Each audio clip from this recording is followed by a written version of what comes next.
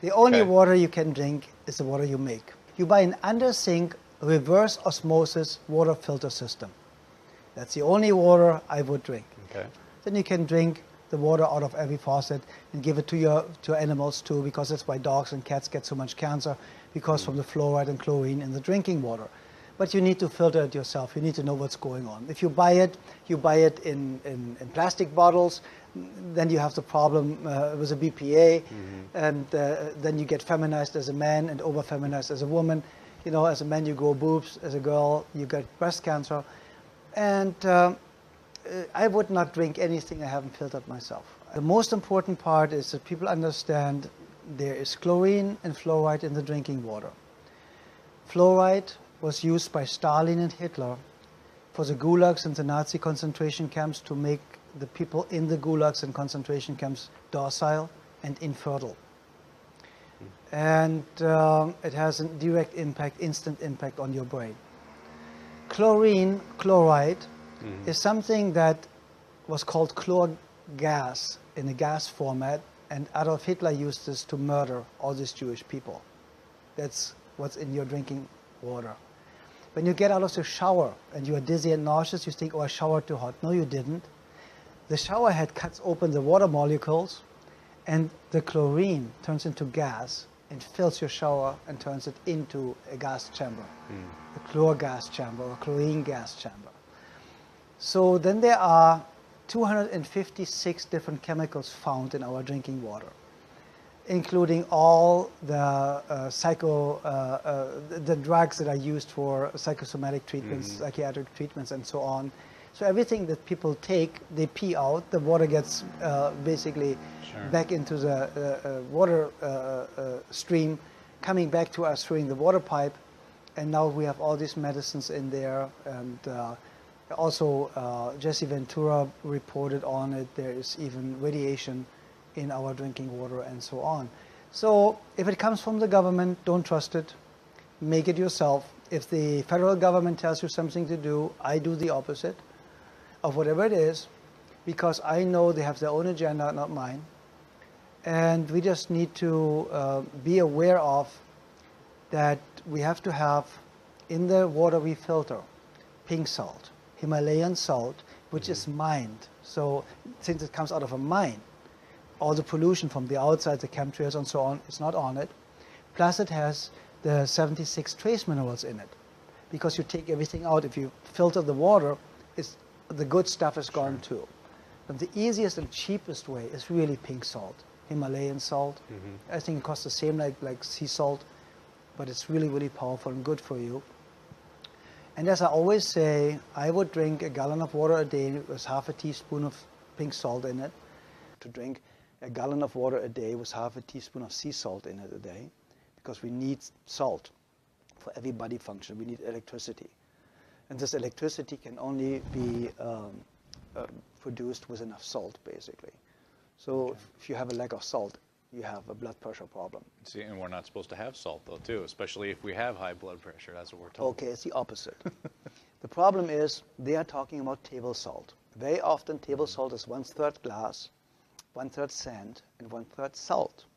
So the glass or the sand is scratching the arteries, and they start to bleed. So now cholesterol goes there to stop it from, to make you survive, to stop it from bleeding, so that you don't bleed to death internally. So now they say the cholesterol all of a sudden is the cause of the high blood pressure because it narrows the blood ways. And that's completely absurd, because you die of not enough cholesterol. You do not die of too much. There are people with a cholesterol of 600, perfectly healthy, never been sick in their lifetime. So what do you do with a patient in a burn unit? You give them 20 to 25 hard-boiled eggs a day, because they know only cholesterol can rebuild brand new healthy cells really, really fast. Nearly 87% of a cell is built from cholesterol. So where does the new cell potential or foundation come from if you have a lack of cholesterol? Everybody should have at least 250 combined cholesterol. And then they tell you LDL and HDL are good and bad cholesterols. It's not even cholesterol. It's a protein that transports cholesterol So they are too stupid to even narrow it down the right way. So if you look at the facts and if you look what they know and what they don't know, you know that Dr. Gary Null stated it, and a lot of other people. The medical profession, the medical doctor statistically has the shortest lifespan of 56 years of age, the highest abuse rate of alcohol and drugs, the highest suicide rate, only the psychiatrist is higher. And so you go to somebody that has the lowest lifespan, highest suicide rate, highest drug abuse rate, to ask them how to have a healthy, happy, long life. Yeah. I think we should rethink our... It's the best way to kill yourself really, really fast. You can even do a test. Microwave water, let it go cold so you don't think the heat did it. And you have your flower pots, 2 flower pots with the same flower, bought at the same shop. And one you water with regular water, and the other you water with microwave water. The one you water with microwave water is dead in 3 to 7 days. Dead. Not minusculely growing. No, it's done. If you have a bowl of vegetable soup that you warm up in the microwave oven, or if you eat cardboard, it makes no difference. Because the food value is not there anymore, and it also becomes toxic. The microwave oven actually is one of the tools making us feel full, making us feel we ate, but an hour later we are hungry again because we did not get nutrition. We stuffed our stomach. And now we are creating possibly diabetes because our pancreas has to produce all these digestive enzymes now for us to be able to digest the dead food, because now there are no living enzymes in the food any longer. Even you have the vegetable soup, you just put into the microwave oven. And that's one of the main reasons also for diabetes. So the microwave oven could be one of the main reasons for diabetes, because we cannot digest what we eat. And I mean, eventually the body gets rid of it, but it's a huge effort for the body to get rid of microwave food. So basically, Scott, the microwave oven is not something we should use. Stay away from the microwave oven, and if you have children, throw the microwave oven out of the window, because they are microwaving everything and they're killing them. Basically, you have two forms of problems if you talk about cancer. You have basically mutated cells that have a change in the DNA, and these mutated cells, instead of the healthy cells, start to multiply. That's one form. So it grows into your entire system and basically destroys the system kind of like from the inside out. Then you have the tumor, who is just growing in size, and if somebody has, for example, a brain tumor, which is usually caused by mercury fillings in the teeth or by the mercury in vaccine.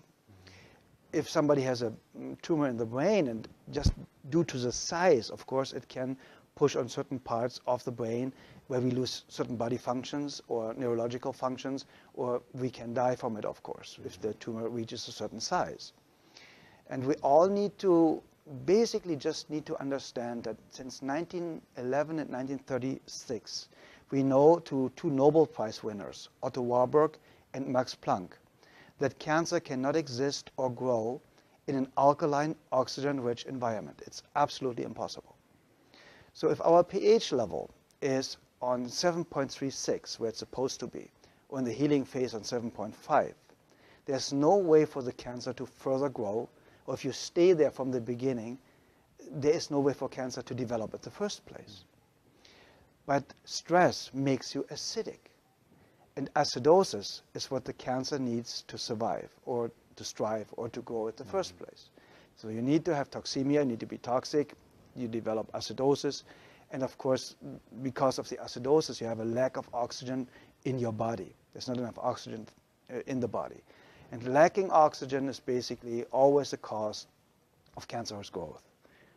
When we all just look at the simple facts, that there are over 300 to 400 known cancer cures out there, natural cancer cures, without any known side effects, negative side effects, with very often a 100% cure rate, where every doctor in Europe that ever experimented with Laetrile, with vitamin B17, for example, simple apricot kernels, and gave their patients 7 to 9 apricot kernels a day, the cancerous tumors usually disappeared very, very fast. There's even an MD in California who cured his patients with Laetrile, with B17, and he went public and he got arrested, put into jail, and his license has been taken away for curing cancer patients for a couple of dollars. And we have a $60 billion a year cancer industry. And of course, the cancer industry is basically for the pharmaceutical medical industry what oil is for the industrial industry. Nobody wants to get this source of income being destroyed. There's more money made by now in just early detection systems, techniques than ever before, because now they are trying to make money in any way, shape, or form on the person they already have as a patient or has as a customer. But basically, early detection is nothing else than a customer creation system. And early detection, there's no study done that I know of. There is no study done that I've ever seen or anybody I know of that proves or has shown that early detection ever prevented anybody from getting cancer, cured anybody, or helped anybody to get cured. So people need to look at the reality of things. The medical industry usually always says, show me the data. First of all, we have enough data. And the data is mainly suppressed by the, in my opinion, most criminal organization in the world in the field of health and cancer is the American Cancer Society. The American Cancer Society has to dissolve the moment a cure for cancer has been found. So there's a major conflict of interest here. They are responsible for suppressing all these natural cures that are known and out there. It started with the Royal Rife machine. Dr. Royal Rife, just with electromagnetic frequencies, got rid of cancerous tumors in minutes, because if you change the frequency of a cancerous cell, it changes immediately the core of the cell and immediately the shape of the cell. We have a nurse in Canada cured with SEAG-T for over 100 years ago, thousands and thousands and thousands of patients.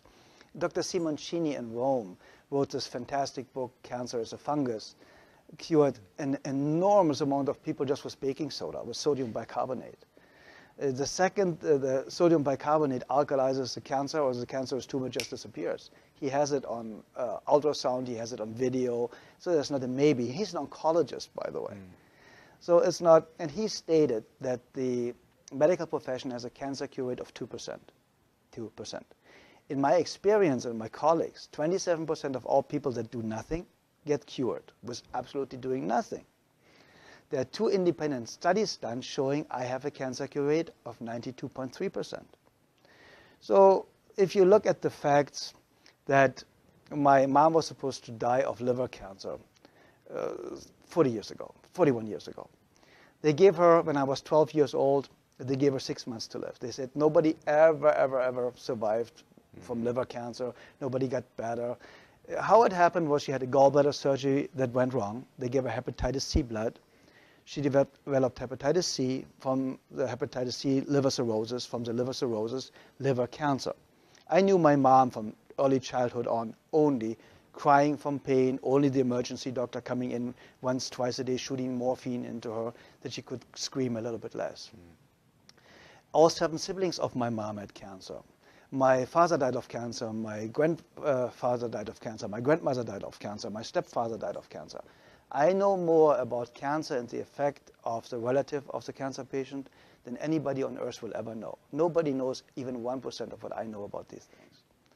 So, to make a long story very short, my mom is still alive today. She turned 75 years old in last November, and she's 100%, her liver is 100%.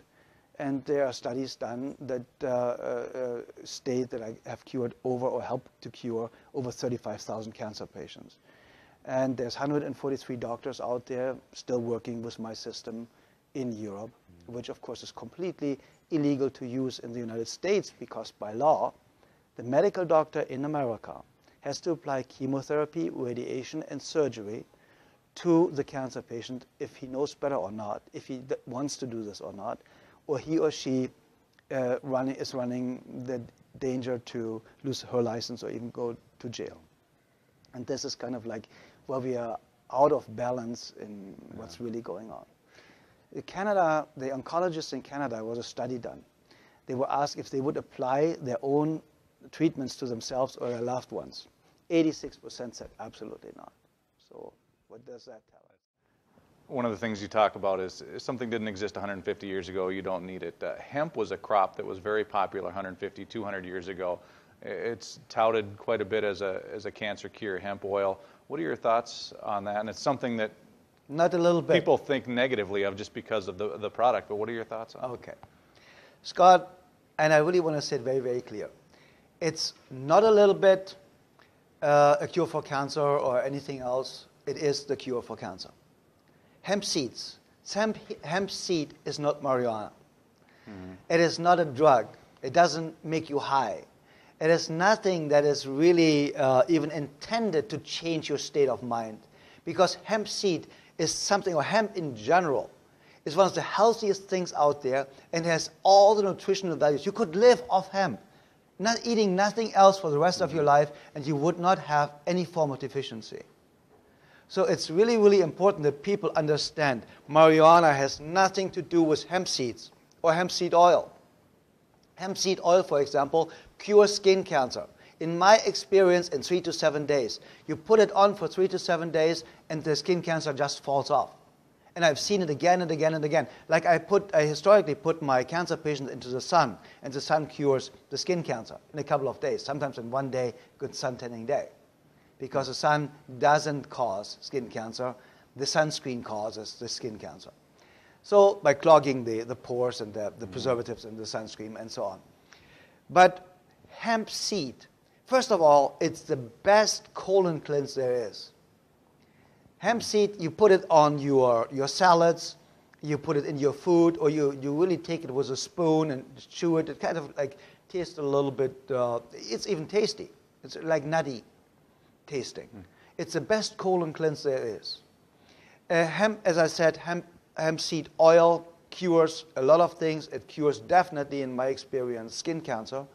And if you watch the movie The Emperor of Hemp, it will really explain to you why and in how many cases hemp cured cancer. It's also the ideal product to create, people don't know this, to create fabrics like jeans and things like that. It is so powerful and so cheap, let's say dirt cheap in a good way, that is such a threat to not even just the pharmaceutical industry, but also the industry of producing fabrics and things like that.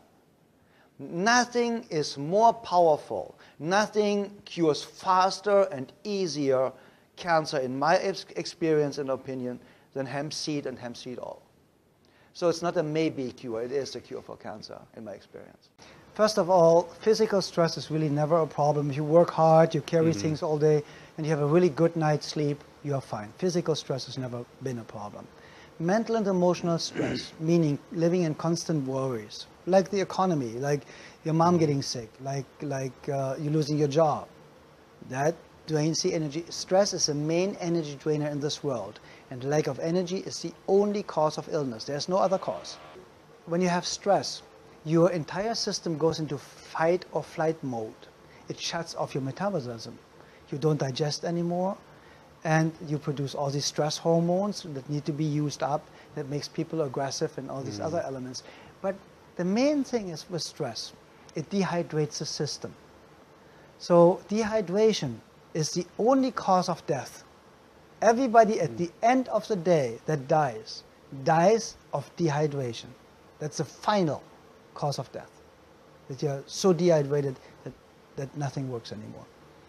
So dehydration is the main cause of aging. It's the main cause of wrinkles. It's the main cause of organs do not get enough blood flow, not enough oxygen, and so on. It's the main cause of high blood pressure. It's the main cause of migraine headaches. It's the main cause of back pain. Because what do you do when you get stressed? You tie up your shoulders. So whether you have shoulder pain or you get neck pain and then you get a headache, because you cut everything off, the blood flow and the oxygen flow to your brain, you start not seeing right. But also, all these mental conditions that we are in, being aggressive on, like road rage, is caused by stress. You know, you get bothered again and again and again by somebody else driving like crazy, and all of a sudden you just flip, which is kind of like a nervous breakdown. That's basically what it is. If you when we say you flip out, it's basically a nervous breakdown. And living in life-threatening situations, like a war zone, for example, but it can be a war zone that we live in, with the chemtrails, with the being afraid of getting vaccinated, mandatorily vaccinated, ending up in FEMA camps, with the 40 million other people that they're going to put there. So we live in these constant fears. But most of all today is losing your job, is losing your house. And this is why this is caused on purpose. People might not believe that, but this entire economic problem has been caused on purpose. And it's caused to make sure that we do not have money anymore. So you cannot fight back. If you don't have money, you are just obedient. If you have no food, you do everything. After 15 days after there's no food, cannibalism starts. After 3 days without water, you're starting to do everything for water, whatever it takes. We're going to get there. And we're at 2012, and I tell you today, we're going to get there. And it's not taking long anymore, that there will not be enough food, not enough water. The gasoline, we have more gasoline than we could use up in 100 million years. They tell you there's not enough, and we have to. See, they're working towards a world religion, and they already implemented it. The world religion is the earth. You now have to sacrifice yourself for the earth. Don't exhale, it's bad for the earth. And just you existing, you have a carbon footprint, it's bad for the earth. Do you know why there are national parks? Because there's gold, diamonds, gasoline, or any other valuable element in the ground. So they cannot get rid of all these people that live there and have the mineral rights. So they just throw them all out, call it a national park, and so they own it all. Very simple and easy. And you wouldn't believe just Yellowstone Park, you know, could supply the world with millions and millions. Every human being on Earth could have millions. And so it is really not. It is really not that difficult anymore to look at the man behind the curtain, if you're really willing to look there. But most people are still afraid, but more and more are awake. Over 43 million people are now connected in some kind of freedom movement, health freedom movement, constitutional movement. Look at the huge success of Dr. Ron Paul.